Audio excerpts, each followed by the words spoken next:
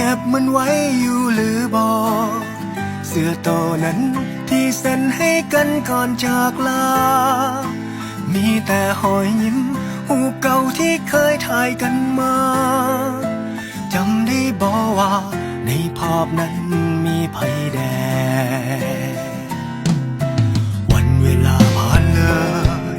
แต่ยังบ่เคยจะลืมเลือนเปรียบดังเหมือนทุกอย่างได้เกิดขึ้นในมือวาง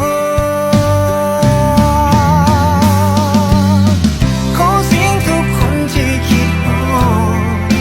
หมอเจ็บฝังใจอยู่ใส่ผู้ใดที่คิดฮอดแฟนเก่าตอนนั้นหรือยังได้ใส่ชีวิตร่วมกันยินดีนำเนื้อ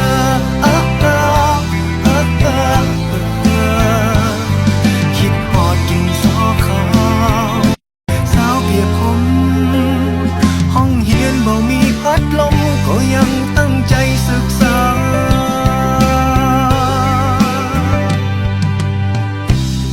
ทั้งคืนและวันจะหมุนไป5 ปี10 ปีพันคืนหมื่นวันนับจากนี้ภาพเก่า